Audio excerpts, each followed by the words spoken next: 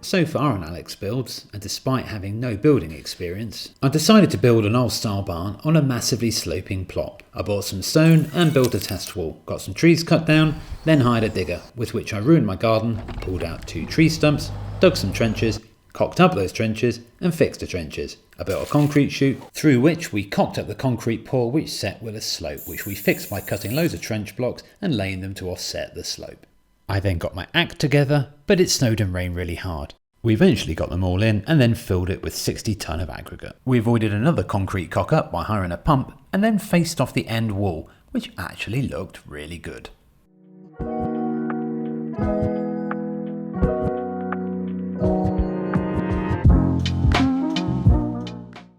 Hello folks, welcome to episode 16. Now, episode 15 started like this and we've got a bit of parallel running. So what had happened was we had a load of stone delivered and also we had the yellow sand, that's the right colour of sand delivered.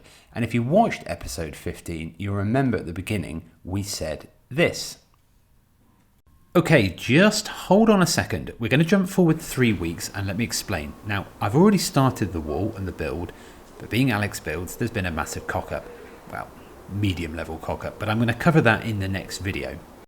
Okay, so just to reciprocate, what I did in episode 15 was this, which was the end wall, I faced it off. Now we're going to refer back to this a few times in this video, and I did this in around mid-August. So let's now jump back to, before that, July the 31st, and we've just finished the slab, and we've got a nice clean site. I've also got a load of wood in as well. I've decided I'm going to make a frame rather than use a string line, certainly for the lower sections, and that's because I'm inexperienced, I've only done a test wall, and I need to make sure that I really do stick to those lines. So I'm going to frame it in and force myself to get the correct vertical right angles done. So one thing I haven't got time for now is mistakes. There's been too many mistakes where I've then gone on to correct it. I can't do that now because if I put the walls in the wrong place, then it's going to go into the roof structure. So I'm using these boards that you see here to get things right, but I've got to have a perfect right angle. So I'm doing the old 3, 4, 5, 4 meters on here, 3 meters on there. And if I now measure this to here, that is precisely 5 meters across. So I'm going to fix these boards in here, get them completely vertical, completely parallel, and that I'm going to start working against that and measuring the first bit of stone. Okay, just a quick break for me getting my levels right. We passed 1,000 subs this week. That's a major milestone, so thanks very much for subscribing.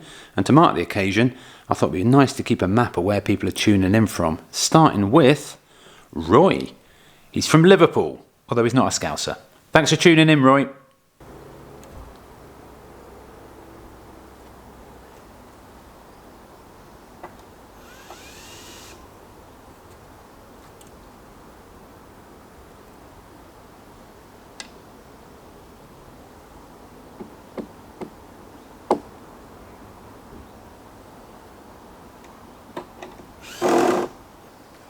I wasn't 100% sure if you have to put a damp-proof course down if you've already got the membrane overlapping, but I think you do, and I'm not chancing it. It's not exactly expensive, so I'll just put this down and then put the frame back in.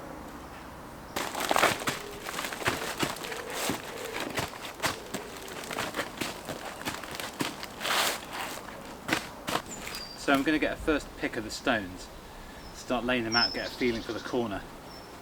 I think I've got a target wall width of between 30 and 35 centimetres, 300, 350 mil. It's going to depend a little bit on how the blocks sit, so I'm going to have a little test now, see what they look like.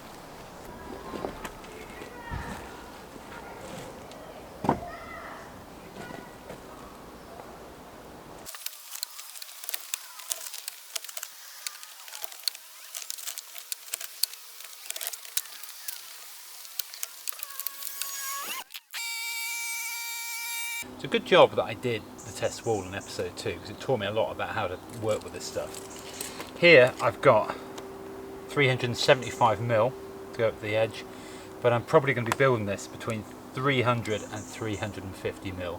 That's my target thickness I've always had in mind, which is what the test will look like. Now here's a selection of stones, and I've actually left them sitting so they've got face side up. Actually the face is on this side here. So there's the exposed facing side. There's quite a few of these you'll find in there. Now these are about 140 mil wide. So these are going to give some serious stability. And these can be used to really put some weight into the wall. Now we've got a few options at this point. This is where we've got to kind of mix it up, because let's just say, for example, this one was on the other side. To target 300, this will have to sit somewhere out like this, about there. So we've got this cavity. Now we're not going to have a cavity in the wall. What we're going to do is we're going to fill that with masonry and mortar. But in some cases, and I've not measured this out, let's give it a go.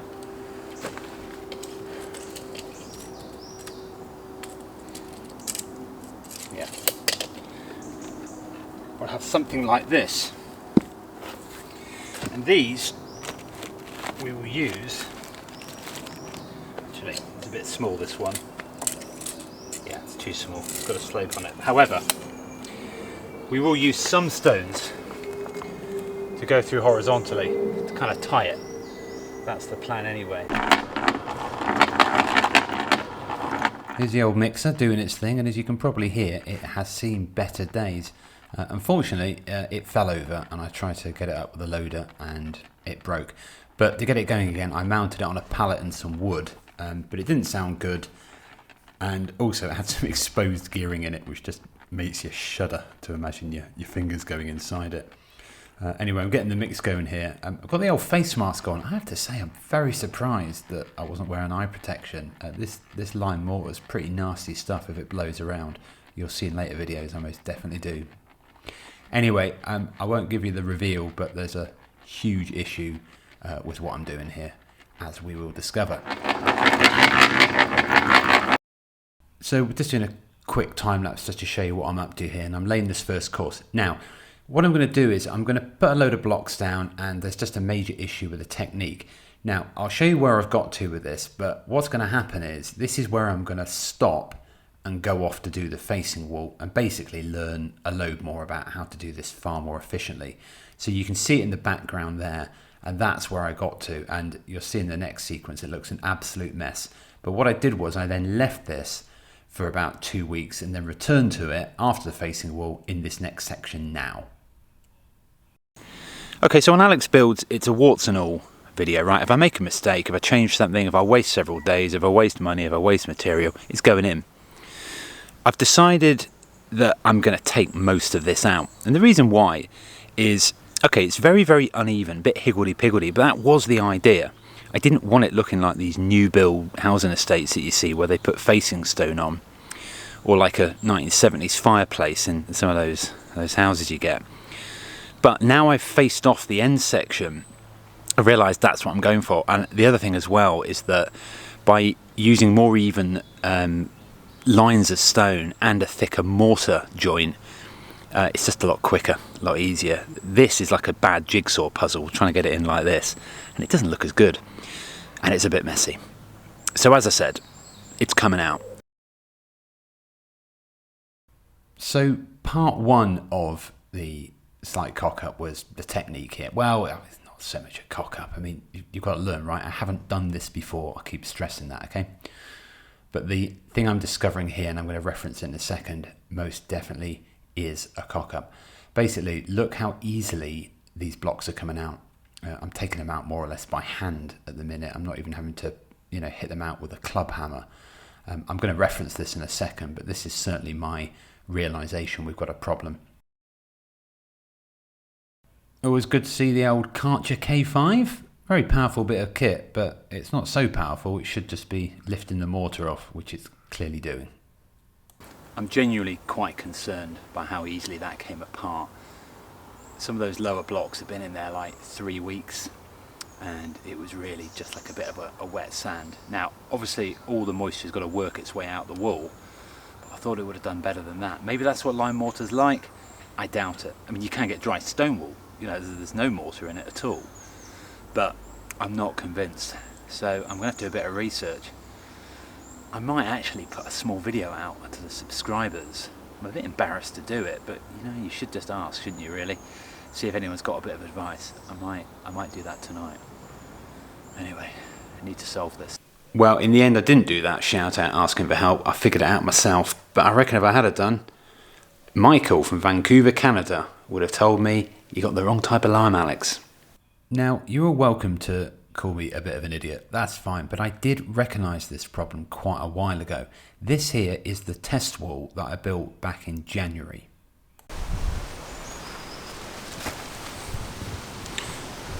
I mean, the mortar is still soft. So I did know this was a problem, and as, again, similar to what happened recently, I was taking this test wall down, it was coming down really easily by hand. So I don't want you thinking that I ignored the problem, because I didn't.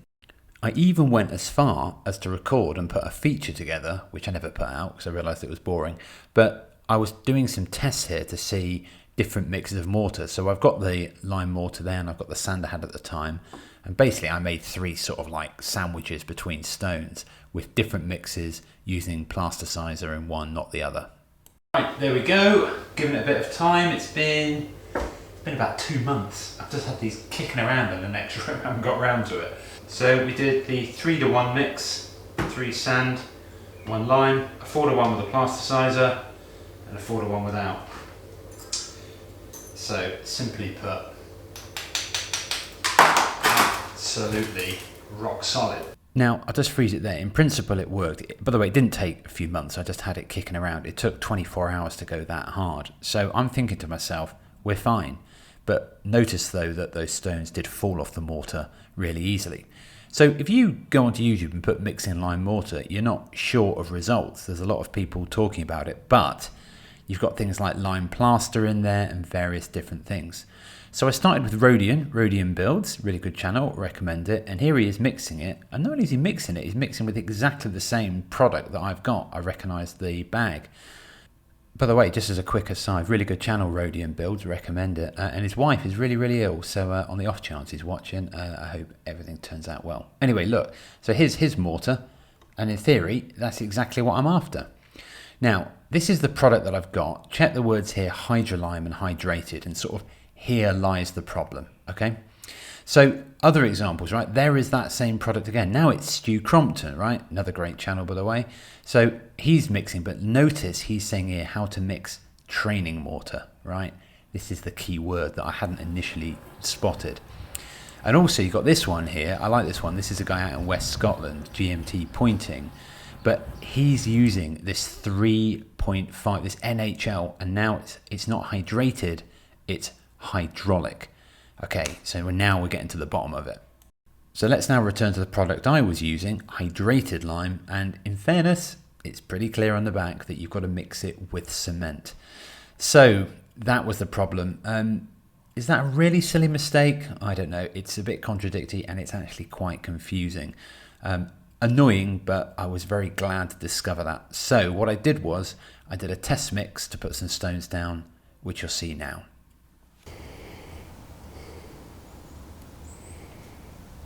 Okay, so we've figured out we had the wrong mix, and to say we had the wrong mix, we had a mix that was never going to go off. Okay, let's get over it. It's embarrassing. So just last night I did a quick mix to get a couple of these trench blocks down, which are going to sit at the bottom of the footing, the bit that's going to be covered, and I just did a quick test on what was actually quite a light cement mix. Anyway, as you might expect, it's already gone off, even on a light one. In terms of colour, it's okay. It's not as nice as it was before, not quite as yellow, but there's a contrast against the grey, and that will be okay for me. I think it'll actually go a bit lighter in time, which is good. So we know what we're doing, now we can crack on. I've got to have a perfect right angle. So I'm doing the old 3, 4, 5. 4 meters on here, 3 meters on there. It's the old 3, 4, 5. 3 meters, 4 meters, 5 meters. Perfect right angle.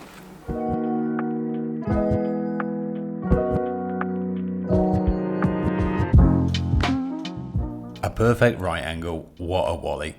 Let me just say quickly, I was in two minds whether to put this video up, not because it's got a cock up and because I'm embarrassed by it, not at all, but actually I just don't like putting videos up where we haven't achieved anything. You know, normally these things have a start, a middle and an end. Anyway, it's gone up, and I can assure you in the next video you're seeing here, we're actually going to make some really, really good progress. And I'm recording this edit here on the 7th November, and the footage that goes into the next video was recorded yesterday afternoon, so we're right up to date. As always, thank you for subscribing and getting us to the 1K. If you could give the video a like, or if you leave me a comment, I generally get back to you. Thanks very much for watching. See you next time.